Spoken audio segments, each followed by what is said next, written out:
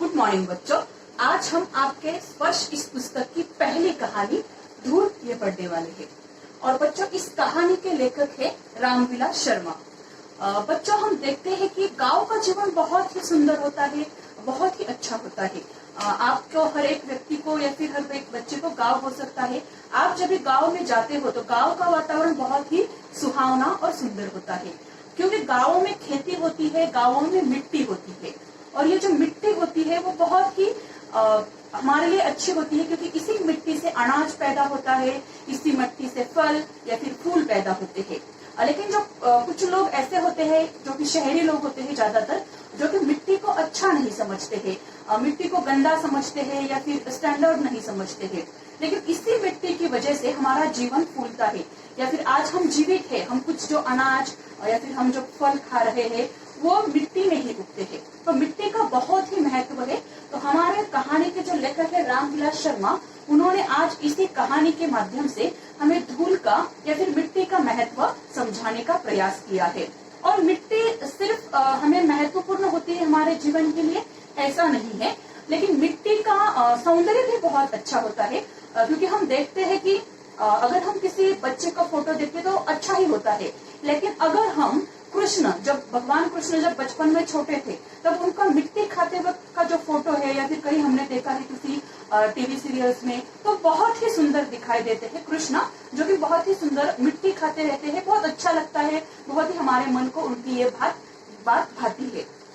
अगर बारिश हो जाती है तो बारिश के कुछ बूंदे अगर मिट्टी पर पड़ती है तो वो खुशबू जो होती है बहुत ही सुंदर होती है। उसकी तरह सुंदर कोई खुशबू या फिर इतनी अच्छी खुशबू दूसरे किसी भी अच्छे परफ्यूम की नहीं हो सकती है। तो मिट्टी का बहुत ही महत्व है, किसान लोगों के लिए, हमारे लिए, सभी के लिए मिट्टी या फिर धूल का बहुत महत्व है। लेकिन कुछ लोग इसको बहुत ही कम समझते हैं या फिर उनको अच्छा नहीं लगती है धूल या फिर मिट्टी। तो आज की हमारी कहानी इसी के बारे में है।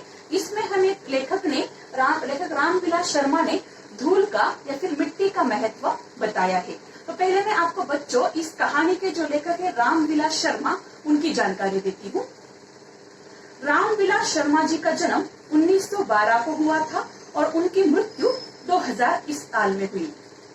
रामविलास शर्मा का जन्म उत्तर प्रदेश के उन्नाव जिले में सन 1912 में हुआ। प्रारंभिक शिक्षा गांव में पाई। उच्च शिक्षा के लिए ये लखनऊ आ गए। उच्च शिक्षा मतलब कॉलेज की शिक्षा के लिए। वहां से उन्होंने अंग्रेजी में एमए किया और विश्वविद्यालय में अंग्रेजी विभाग में प्राध्यापक हो गए। इंग्लिश डिपार्टमेंट जो था उस कॉलेज का, उसमें ये प्राध्यापक मतलब प्रोफेसर बन गए। प्राध्यापन काल में ही इन्होंने पीएचडी की उपाधि अर्जित की। पीएचडी मतलब जो शिक्षा की या फिर किसी डिग्री की सबसे हाई डिग्री होती है, आपको पता होगा पीएचडी। लेखन के क्षेत्र में पहले कविताएं लिखकर फिर एक उपन्यास और नाटक लिखने के बाद पूरी तरह से आलोचना कार्य में जुट गए। रामविलास शर्मा प्रगतिशील आलोचना के सशक्त हस्ताक्षर माने जाते हैं। इन्होंने गोस्वामी तुलसीदास और महाप्राण निराला के काव्य को नए निकष पर रखा। मतलब ये किसी की आलोचना मतलब कि उसमें अच्छा क्या है, उसमें कुछ बुरा क्या है, इस प्रकार से वो आलोचना करते थे।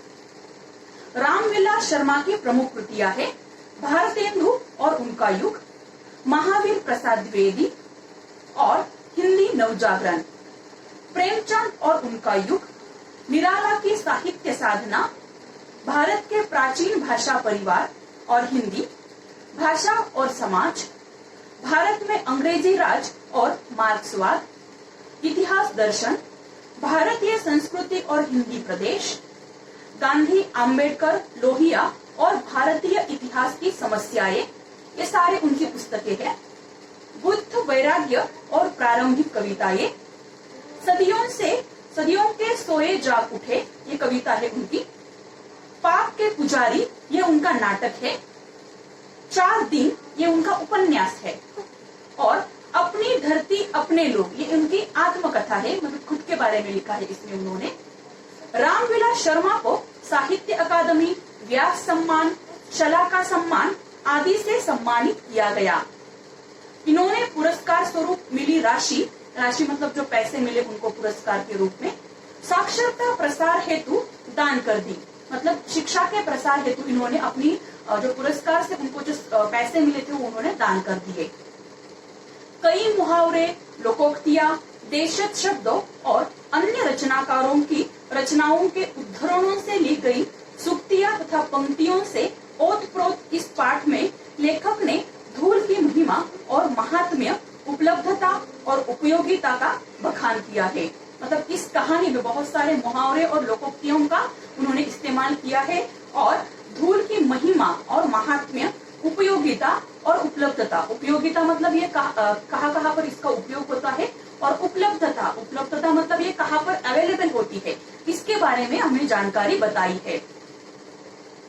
अपने किशोर और युवावस्था में, मतलब जब ये जवान थे, पहलवानी के शौकीन रहे। इन्होंने पहलवानी भी सीखी थी, पहलवानी भी ये कर रहे थे। डॉक्टर शर्मा अपने इस पाठ के बहाने पाठकों को अखाड़े मतलब जो कुश्ती खेलने का जो अखाड़ा होता है, जहाँ पर कुश्ती खेली जाती है, उसको अखाड़ा कहते हैं।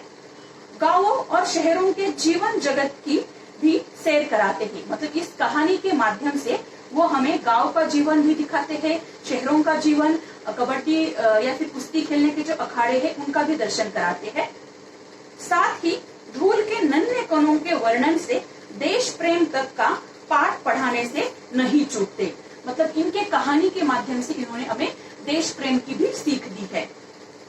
इस पाठ को पढ़ने के बाद पाठक धूल को यो ही धूल में न उड़ा सकेगा।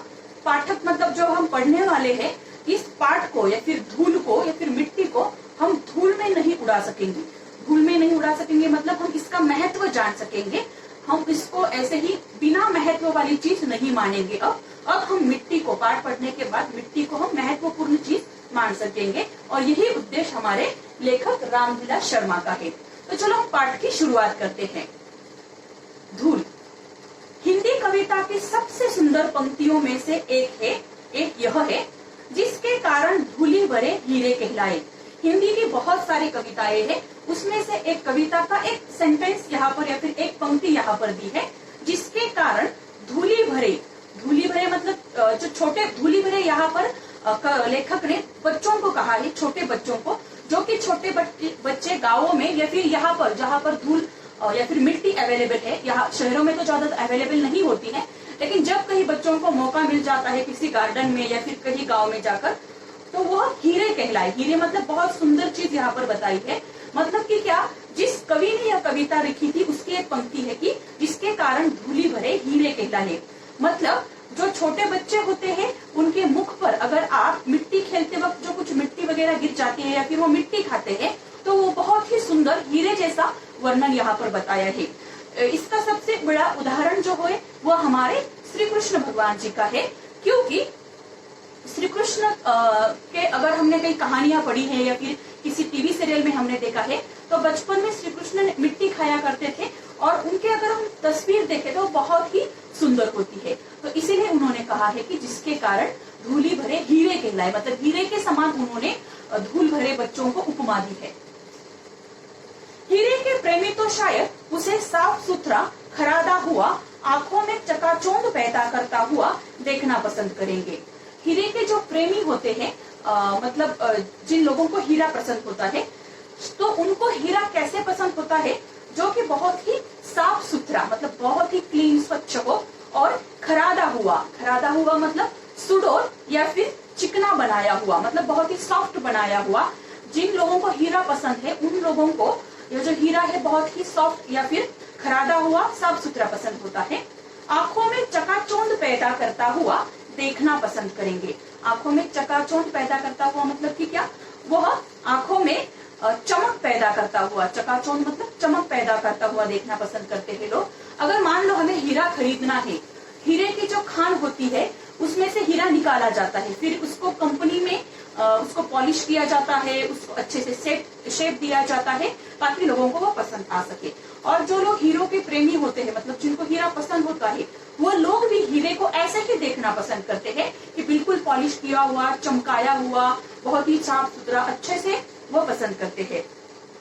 परंतु हीरे से भी कीमती जिस नयन तारे का जिक्र इस पंक्ति में किया गया है, वह धूली भरा ही अच्छा लगता है। हीरे से भी कीमती, मतलब हीरे से भी जिसका मूल्य बहुत अधिक है, जिस नयन तारे का, नयन तारे मतलब बहुत ही, नयन तारे इस शब्द का अर्थ हमें यहाँ पर बहुत ही प्यारे छोटे बच्चे, यहाँ पर धूली भरे किसको कहा है, छोटे बच्चों को कहा है। इसलिए लेखक कहते हैं कि हीरे से भी बहुत कीमती, क्योंकि जो छोटे बच्चे होते हैं या फिर हर एक जो पेरेंट्स है, उनके अभिभावक है, मतलब उनके जो छोटे बच्चे होते हैं, वह किसी भी पेरेंट्स को अपना बच्चा हीरे से भी अच्छा लगता है या फिर हीरे से भी अधिक वह प्रेम अपने बच्चों को करते हैं।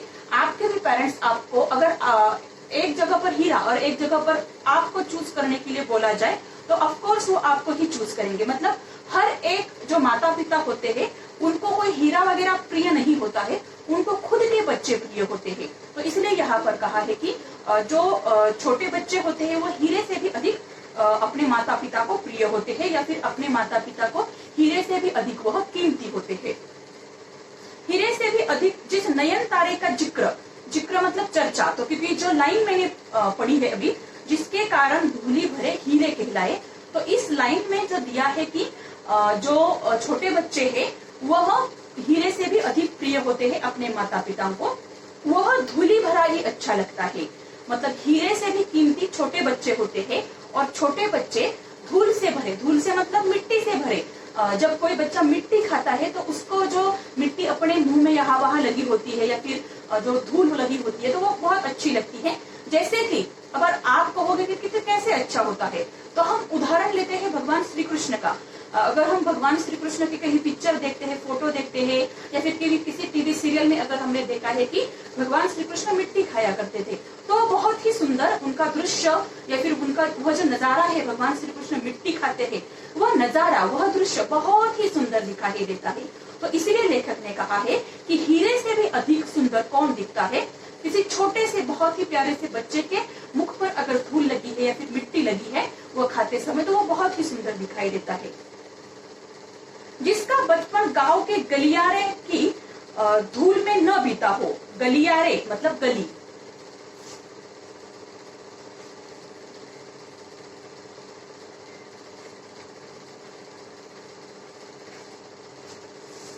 जिसका बचपन गांव की गलियारे की धूप में न बीता हो, वह धूल के बिना किसी शिशु की कल्पना ही नहीं कर सकता। किसी शिशु, शिशु मतलब कि क्या, छोटा बच्चा। जिन लोगों का बचपन गांव में बीता है, गांव की मिट्टी में बीता है, गांव के खेतों में बीता है, उन लोगों को अगर आप बोलोगे कि छोटे बच्चे को इमेजिन करो, आप अगर सामने नहीं है छोटा बच्चा, इनको इमेजिन करो, तो वो कैसे इमेजिन करेगा, वह धूल के बिना किसी बच्चे की कल्पना ही नहीं कर सकता है। अगर आप बोलोगे, मान लो मेरा बचपन गांव में बीता है, अगर मुझे बोला जाए कि बच्चे, छोटे बच्चों को इमेजिन करो, तो मेरे इमेजिनेशन में या फिर मेरे मस्तिष्क में, मेरे दिमाग में छोटा बच्चे के मुंह पर धूल ही लगी होगी, ऐसा ही इमेजिन हुआ, क्योंकि मैंने वही देखा है, वही बचपन में मैंने छोटे बच्चों को देखा है। छोटे बच्चे ऐसे घर में बिल्कुल शांत बैठे हैं, ऐसा मेरा बचपन या फिर किसी लोगों का बचपन नहीं बीता है। क्योंकि आजकल के छोटे बच्चे, जो शहरी बच्चे हैं, उनका बचपन तो ऐसे ही गुजर रहा है। गांव में वो शहर में वो अपने हॉल में बैठे हैं, टीवी मोबाइल देख रहे हैं। अगर आज के जमाने के शहरों के बच्चों का, अगर छोटे बच्चों का इमेजिन करें उनका चेहरा, तो हम ऐसे ही इमेजिन करेंगे कि वो गांव शहर में अपने घर में बैठे हैं, हॉल में बैठे हैं, सोफे पर आराम से बैठे हैं, मोबाइल देख रहे हैं, टीवी देख रहे हैं, ऐसे ही इमेजिन करेंगे। लेकिन जिन लोगों का बचपन गांव में बीता है, गांव की मिट्टी में बीता है, तो उन लोगों को अगर आप कहोगे कि छोटे बच्चों को इमेजिन करो, आप उनकी कल्पना अपने मस्तिष्क में करो, अपने दिमाग में करो, तो वो कैसे इमेजिन करेंगे कि गांव का छोटा सा बच्चा है, वो बैठा है, मिट्टी खा रहा है या फिर मिट्टी के साथ खेल रहा है। क्योंकि गांव के जो छोटे बच्चे होते हैं वो घर में कभी नहीं खेलते थे, वो अपने आंगन में, मिट्टी में, अपने खेतों में खेला करते हैं, मिट्टी के साथ खेलते हैं, मिट्टी की छोटी छोटी गोलियां बनाते हैं, या फिर मिट्टी से वो किसी गणपति की मूर्ति बनाते हैं, या फिर मिट्टी के छोटे छोटे बैल बनाते हैं। जो हमारे त्योहार होते हैं उसमें हम बैलों का पूजा वगैरह करते हैं, तो उस समय में वो गांव के छोटे बच्चे मिट्टी से खुद बनाते हैं। वो कहीं बाहर से उनके माता पिता लाते हैं पैसों से, लेकिन वो खुद भी बना सकते हैं छोटे बच्चे। मतलब मिट्टी के साथ मिट्टी यहाँ वहां उड़ाना, सिर्फ ऐसे ही खेल नहीं खेलते हैं गांव के छोटे बच्चे, वो मिट्टी से अलग अलग प्रकार की गोलियां बनाते हैं, मिट्टी से बैल बनाते हैं, या फिर उनके खिलौने भी मिट्टी से बनाए हुए होते हैं। मतलब गांव के जो छोटे बच्चे होते हैं वह मिट्टी से कुछ न कुछ नया नया खेलते रहते हैं। फूल के ऊपर जो रेणु उनका उसका श्रृंगार बनती है, वही धूल शिशु के मुंह पर उसकी सहज पार्थिवता को निखार देती है। फूल के ऊपर जो रेणु मतलब धूल के जो कण होते हैं, वह श्रृंगार बनती है। श्रृंगार मतलब सजावट या फिर सौंदर्य बनता है। अगर गांवों में आप फूल देखते हैं तो उसके ऊपर थोड़ी सी धूल के रेणु या फिर धूल के कण होते हैं, तो वह भी अच्छे लगते हैं। वही धूल शिशु के मुंह पर, शिशु मतलब छोटे बच्चों के अगर मुंह पर धूल देखी जाए तो यह सहज मतलब स्वाभाविक पार्थिवता मतलब सांसारिकता या फिर मिट्टी संबंधी को निखार देती है। मतलब अगर किसी छोटे बच्चे के मुंह पर आप धूल को देखोगे, मिट्टी को देखोगे, वो नेचुरल सौंदर्य बन जाता है। अगर हम किसी बच्चे को कितना भी मेकअप कर ले और दूसरी तरफ हंसता खेलता छोटा सा गांव का बच्चा है, बहुत ही हंस रहा है, अपने लाइफ में बहुत ही एंजॉय कर रहा है, और ऐसे बच्चे के मुंह पर मिट्टी लगी है या फिर धूल लगा है, वो एंजॉय करके अपने हाथों की मुट्ठियों में मिट्टी है, मिट्टी ऐसे उड़ा रहा है उसके चेहरे पर या फिर मिट्टी खा रहा है, तो बहुत ही क्यूट हमें लगता है, बहुत अच्छा लगता है। अभिजात वर्ग मतलब कि क्या? उच्च वर्ग।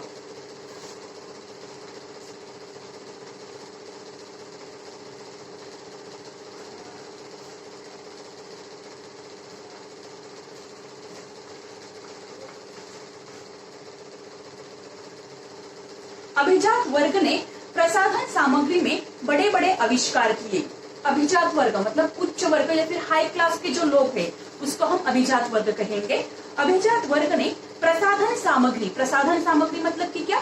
श्रृंगार का सामान। श्रृंगार मतलब कि क्या? मेकअप का जो सामान बनाया है, उस सामग्री में बड़े बड़े आविष्कार मतलब खोज की है। जैसे कि हम गर्ल्स को तो ज्यादा पता होगा इसके बारे में, बॉयज को उतना नहीं पता होगा। तो गर्ल्स को तो पता है कि मेकअप के प्रसाधन सामग्री यहाँ पर कहा है। प्रसाधन सामग्री मतलब जो श्रृंगार का मेकअप का सामान, उसमें बहुत सारी खोज मतलब कि क्या? ढूंढ निकाला है, लिपस्टिक है, आईलाइनर है और कुछ बहुत सारा है, गर्ल्स को पता होगा। तो उसमें बहुत सारे आविष्कार मतलब खोज किए हैं। लेकिन बाल कृष्ण के मुंह पर छाई हुई, बाल कृष्ण मतलब छोटा श्री कृष्ण, उसके मुंह पर छाई हुई मतलब उसके मुंह पर जो धूल होती है, वास्तविक गोधूली मतलब सायंकाल के समय, जब हमें पता है श्री कृष्ण क्या करते थे काम, आपको पता होगा, श्री कृष्ण गायों को चराने का काम करते थे। तब श्री कृष्ण पूरे दिन भर में किसी पर्वत पर, किसी पहाड़ी पर अपने गायों को, अपने जो दूसरे दोस्त थे गोपाल है, उनके साथ वह सारे गायों को लेकर चराने के लिए लेकर जाते थे। तब शाम के समय जब आते वक्त उनके गायों के पैरों की जो धूल होती थी, जो निकलती थी, उसको गोधूली कहा है। गो मतलब गाय, धूली मतलब धूल। सायंकाल जंगल से या फिर किसी पहाड़ से लौटते समय जो धूल होती है गाय के चरणों को, उसको गोधूली कहा है। तो वास्तविक गोधूली की तुलना में वह सभी सामग्री क्या धूल नहीं हो गई? मतलब धूल इस शब्द का बहुत बार इस्तेमाल किया है इस लेसन में, लेकिन हर समय में या फिर बहुत बार इसका अर्थ अलग अलग हो जाता है। तो यहाँ पर लेसन में जो हेडिंग दिया है, वहां पर धूल का अर्थ होता है धूल, जो कि मिट्टी है। और यहाँ पर क्या अर्थ बताया है कि बाल कृष्ण के मुंह पर छा गई जो वास्तविक गोधूली है, मतलब जो नेचुरली जो धूल होती है, जब श्री कृष्ण अपने गायों को चराकर अपने शाम के समय में वापस आते हैं अपने घर में, तब उनके गायों के चरणों से, गायों के पैरों से जो धूल निकलती है, वह जो धूल होती है इतनी सुंदर, इतनी लुभावनी, उसका वर्णन बहुत सारे कवियों ने अपने कविताओं के माध्यम से किया है। तो ऐसे सुंदर बहुत जो श्री कृष्ण है बहुत ही सुंदर है, वो अपने घर लौट रहे हैं और उनके हाथों में या फिर उनके माथे पर या फिर उनके चेहरे पर गायों के पैरों की जो धूल होती है वो लगी हुई है। तो उसके सामने हम अगर दो तस्वीरें रखें, एक छोटे बच्चे की जिसने बहुत सारा मेकअप किया है और दूसरे श्री कृष्ण की तस्वीर रख दे जिसमें वो अपने गायों के साथ है और गायों की पैरों की जो धूल है वह निकल रही है उनके सर पर या फिर माथे पर, चेहरे पर लग रही है, तो ऑफ कोर्स श्री कृष्ण का चेहरा बहुत ही सुंदर दिखाई देगा। तो यहाँ पर लेखक ने तुलना की है कि किसी भी बच्चे का कितना भी मेकअप की जो सामग्री है उससे उसका मेकअप किया जाए और उसकी तुलना में श्री कृष्ण को रखा जाए तो ऑफकोर्स श्री कृष्ण ही बहुत सुंदर लगेंगे इन गायों के चरणों की धूल के साथ। सभी सामग्री धूल नहीं हो गई। यहाँ पर धूल का अर्थ क्या लेना है, मिट्टी में नहीं मिल गई, क्योंकि यहाँ पर बताया गया है कि धूल में मिल गई, मतलब कि क्या इसके सामने बेकार है। श्री कृष्ण के चेहरे के सामने, धूल भरे चेहरे के सामने जो मिट्टी है, जो दूसरे बच्चे की जो चेहरे पर जो मेकअप है वह सभी धूल ही हो गया, ऐसा हम कह सकते हैं, या फिर मिट्टी में मिल गया ऐसा हम कह सकते हैं। मतलब इस पहले पैराग्राफ में क्या बताया है कि धूल का महत्व या फिर धूल के सौंदर्य के बारे में बताया है कि किस प्रकार से अगर बच्चे मेकअप करें तो भी उनके इतनी सुंदर नहीं हो सकते हैं जितने हमारे श्री कृष्ण मिट्टी खाते समय सुंदर लगते हैं। तो इस पहले पैराग्राफ में धूल के सौंदर्य के बारे में बताया है। अब हम आगे देखते हैं धूल के महत्व के बारे में। हमारी सभ्यता धूल के संसर्ग से बचना चाहती है। संसर्ग का मतलब यहाँ पर हमें लेना है संपर्क।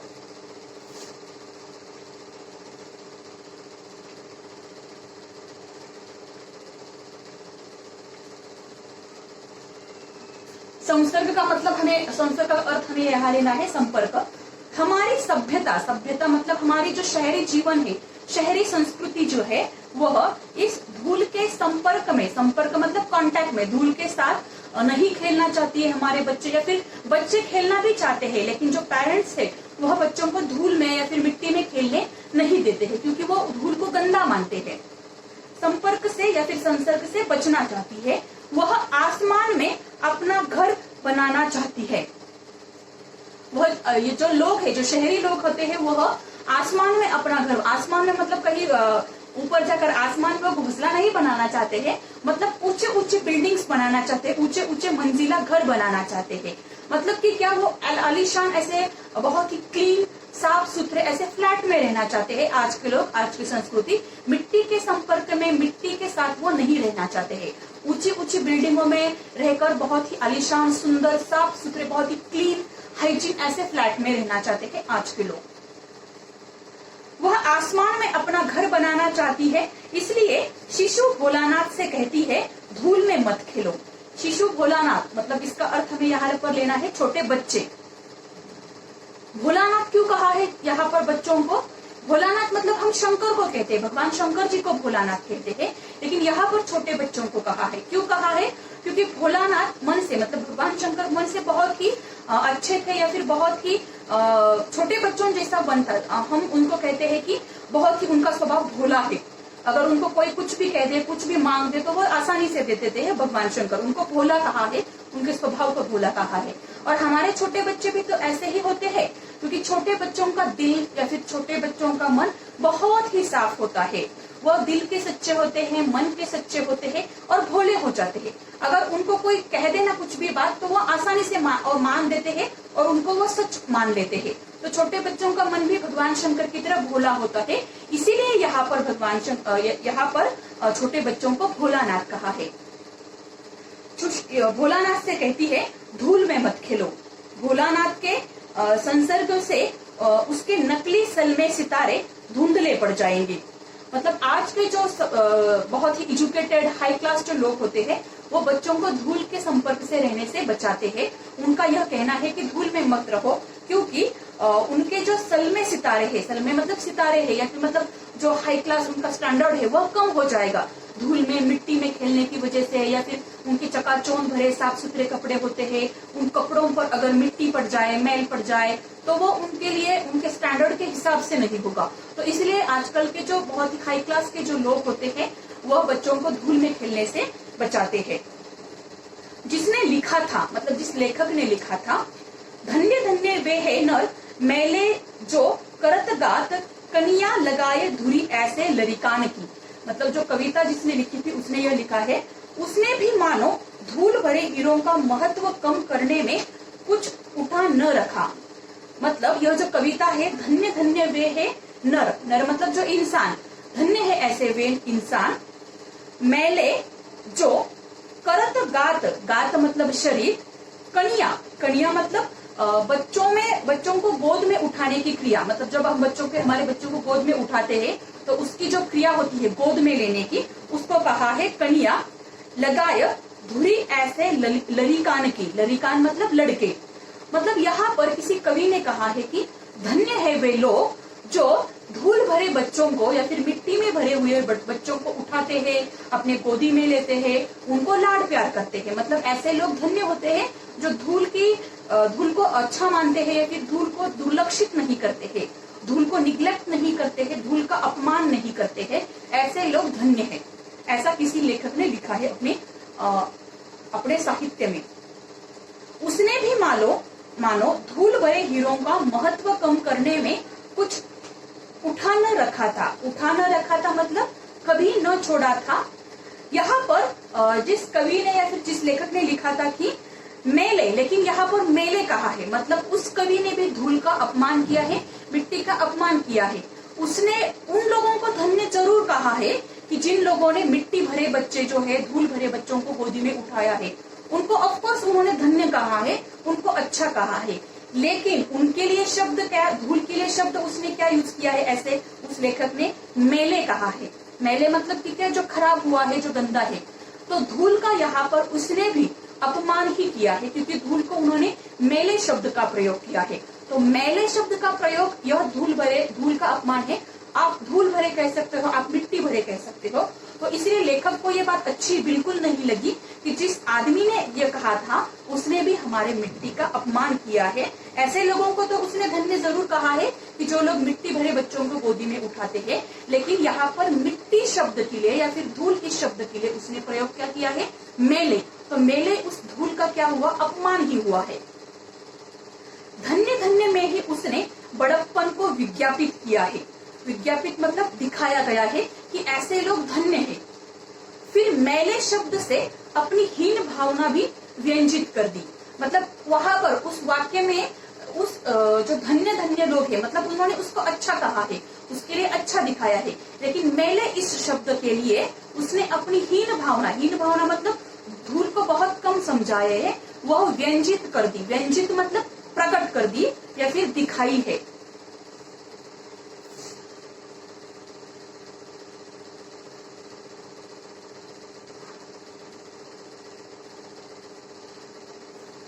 व्यंजित मतलब प्रकट की या फिर दिखाया है, शो किया है। हम उसको इंग्लिश में शो किया है ऐसा कह सकते हैं। मतलब उसने धन्य धन्य तो कहा है, ये अच्छी बात है, लेकिन धूल के लिए क्या शब्द प्रयोग किया है? मेले। तो ये मेले शब्द नहीं प्रयोग करना चाहिए था उसको। इसलिए हमारे लेखक रामविलास शर्मा ने क्या कहा है कि यह जो शब्द उसने कहा है उसके लिए उसकी जो हीन भावना है धूल के लिए अदरवाइज नहीं, धूल इस शब्द के लिए उसकी जो हीन भावना, हीन मतलब कि क्या, कम देखने की भावना, कम समझने की भावना, तो ये हमें प्रकट होती है या फिर व्यंजित होती है। अंत में ऐसे लरिकान मतलब बच्चे, ऐसे मतलब कैसे, तो धूल के साथ खेलते हैं, कहकर उसने भेद बुद्धि का परिचय भी दे दिया। भेद बुद्धि मतलब अंतर करना या फिर भेदभाव करना, पार्शियलिटी करना। तो यहाँ पर उन्होंने बच्चों को, छोटे बच्चों को क्या कहा है? ऐसे लरिकान मतलब बच्चे या फिर लड़के, ऐसे बच्चे, ऐसे मतलब कैसे, जो धूल भरे हैं, धूल के साथ खेलते हैं। मतलब उन बच्चों का भी महत्व इसने कम कर दिया। मतलब जो धूल के साथ नहीं खेलते हैं, धूल के संपर्क में नहीं रहते हैं, ऐसे बच्चों को बिल्कुल अच्छे, बिल्कुल स्टैंडर्ड हो गए। और जो धूल के साथ खेलते हैं उसके लिए ऐसे लड़के कहा है। ऐसे मतलब कैसे, धूल के साथ। तो ये कोई गंदी बात नहीं है मिट्टी के साथ खेलना। वह हीरों का प्रेमी है, धूल भरे हीरों का नहीं। मतलब जिस लेखक ने ये पंक्ति जो कि मैंने अभी पढ़ी है, वह जो लेखक था वह हीरों का प्रेमी है। हीरों का मतलब यहाँ हीरे बच्चों को कहा है, अच्छे बच्चे जो चकाचौंध में रहते हैं, हाई क्लास के जो बच्चे हैं उसका वह प्रेमी है, धूली भरे हीरों का नहीं। धूली भरे हीरे यहाँ पर किसके लिए कहा है? जो धूल के साथ बच्चे खेलते हैं, गांव के जो बच्चे होते हैं, फिर शहर के बच्चे जो मिट्टी के साथ, धूल के साथ खेलते हैं, उसको धूली भरे हीरे कहा है। हीरे कहा है क्यों? क्योंकि वो छोटे बच्चे होते हैं। छोटे बच्चे तो बहुत ही अच्छे होते हैं मन के, तो इसलिए उनको कहा है हीरे। और कैसे? धूली भरे हीरे, मतलब वह हीरों को प्रेमी है। कैसे? बच्चों का तो प्रेमी है, लेकिन कैसे बच्चों का? जो धूल के साथ खेलते हैं ऐसे बच्चों का वो प्रेमी नहीं है। वह मतलब कि कौन? जिसने वह पंक्ति लिखी है वह, हमारे लेखक नहीं। हमारे लेखक तो धूली भरे हीरों के प्रेमी है। मतलब कि क्या? जो छोटे बच्चे गांव में खेलते हैं, जिनके ऊपर मिट्टी वगैरह लगी होती है, ऐसे बच्चे हमारे लेखक को पसंद है। शिशु भोलानाथ के संसर्ग से तो मैले जो करत गात की नौबत आई, अखाड़े की मिट्टी में सनी हुई देह से तो कहीं उबकाई ही आने लगी। शिशु भोलानाथ यहाँ पर छोटे बच्चों को कहा है। शिशु भोलानाथ के संसर्ग मतलब संपर्क में रहने से, उनके सानिध्य में रहने से, तो मैले जो करत गात, ये भी एक लेखक की पंक्ति है, दूसरे लेखक की पंक्ति है, कि नौबत आई, नौबत मतलब उसकी जरूरत आ गई, अखाड़े की मिट्टी में सनी हुई मतलब भरी हुई। अखाड़े की जो मिट्टी होती है, देखो हम जब देखते हैं कि कोई जो लड़के होते हैं जो कबड्डी खेलते हैं या फिर कोई कुश्ती खेलता है, तो वहां पर मिट्टी ही मिट्टी होती है, क्योंकि अगर वो गिर जाएंगे, जो लोग कबड्डी खेलते हैं या फिर जो लोग कुश्ती खेलते हैं, अगर वो गिर जाएंगे तो धूल की वजह से या फिर मिट्टी की वजह से उनको उतना नहीं लगता है, उतने जख्म नहीं आते हैं। से तो कहीं उबकाई मतलब उल्टी ही आने लगी है। जो बचपन में धूल से खेला है, वह जवानी में अखाड़े की मिट्टी में सन्ने से कैसे वंचित रह सकता है। मतलब जिन लोगों का बचपन गांवों में बीता है, मिट्टी के संपर्क में बीता है, वह लोग चाहे कितने भी बड़े हो जाए, लेकिन उनको मिट्टी से उनका मन उबता नहीं है, उनको मिट्टी आज भी पसंद ही होती है। या फिर मिट्टी में रहने से या फिर मिट्टी में सनने से मतलब मिट्टी में भर जाने से अपना शरीर भर भी गया तो उनको बुरा नहीं लगता है। रहता है तो उसका दुर्भाग्य और क्या, यह साधारण धूल नहीं है, वरन तेल और मट्टे से सिंचाई हुई वह मिट्टी है जिसे देवता पर चढ़ाया जाता है। संसार में ऐसा सुख दुर्लभ है, दुर्लभ मतलब जिसको मिलना बहुत कठिन हो। पसीने से तर मतलब भीगा बदन पर मिट्टी ऐसे फिसलती है जैसे आदमी कुआं खोद कर निकला हो। मतलब जो पहलवान लोग होते हैं जो कुश्ती खेलते हैं अखाड़े में, तो उनके शरीर पर मिट्टी तो ऐसे होती है, इतनी सुंदर लगती है।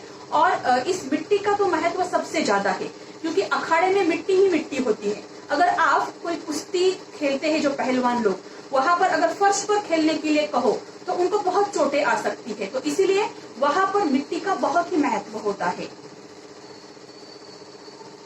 जैसे आदमी कुआं खोद कर निकलता हो, उसकी मांसपेशियां फूल उठती है, आराम से वह हरा होता है।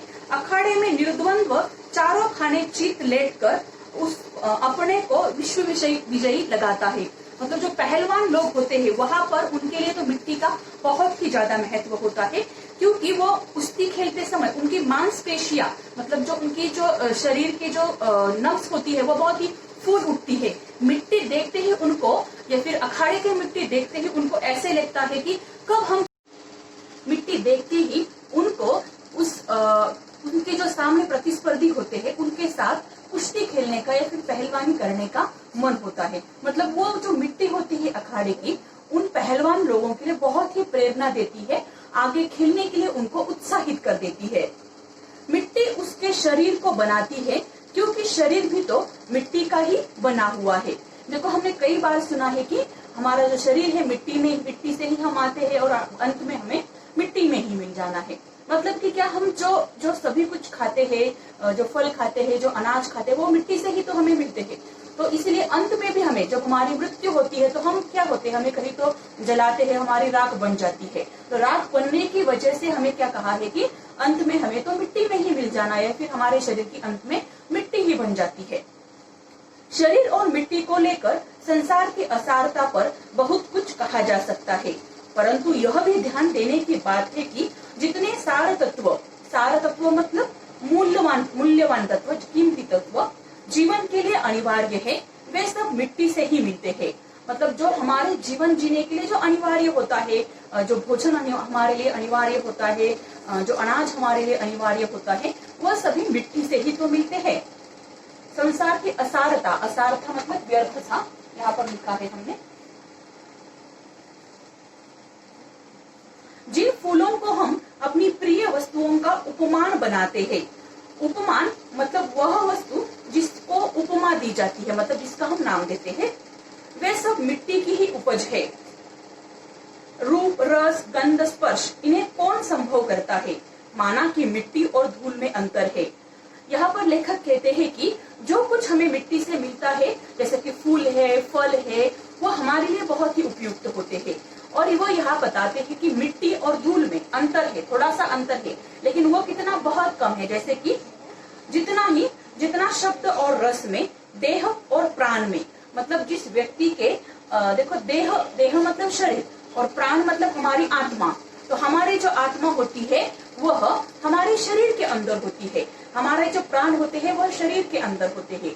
लेकिन अगर हमारे प्राण या फिर हमारी आत्मा शरीर से छोड़ दे, अगर हमारे शरीर को छोड़कर चली जाए तो क्या होता है, हमारा शरीर भी निष्क्रिय होता है, हमारे शरीर की भी मृत्यु होती है। आत्मा तो कहीं दूसरी ओर चला जाता है, लेकिन शरीर और आत्मा का जितना फर्क है उतना ही फर्क मिट्टी और धूल में है। मतलब कि क्या बहुत कम अंतर है। चांद और चांदनी में हम देखते हैं कि चांद और चांदनी अलग अलग है, लेकिन वो हमेशा एक दूसरे के साथ ही रहते हैं। मतलब हम किसी चंद्रमा को देखते हैं, चांद को देखते हैं, उसके आजू बाजू में चांदनी हमेशा होती ही है। मिट्टी की आभा का नाम धूल है। आभा मतलब ज्योति या फिर चमक, उसका नाम धूल है। और मिट्टी के रूप और रंग रूप की पहचान उसकी धूल से होती है, और जो मिट्टी होती है उसकी पहचान उसके धूल से ही होती है। मतलब कि क्या, हम अगर कहीं पर धूल देखते हैं तो हम क्या कहते हैं उसको, अगर कहीं हम मिट्टी देखते हैं तो हम क्या कहते हैं, ये धूल है। एक्चुअली जो गांव के लोग होते हैं, जो किसान लोग होते हैं, वो धूल को मिट्टी ही कहेंगे, क्योंकि उनके हिसाब से, क्योंकि उनका काम तो हमेशा मिट्टी में ही होता है, धूल में ही होता है। लेकिन हम जो शहरी लोग हैं वह कह सकते हैं मिट्टी को धूल कहेंगे हम, लेकिन गांव वाले लोग ऐसा कभी नहीं कहेंगे। ग्राम भाषाएं अपने सूक्ष्म बोध से धूल की जगह गर्द का प्रयोग कभी नहीं करती। ग्राम भाषाएं मतलब गांव के जो लोग हैं उनकी जो भाषा होती है वह सूक्ष्म बोध से, सूक्ष्म बोध मतलब सूक्ष्म ज्ञान से धूल की जगह, मतलब धूल इस शब्द की जगह वह गर्द मतलब गंदी धूल,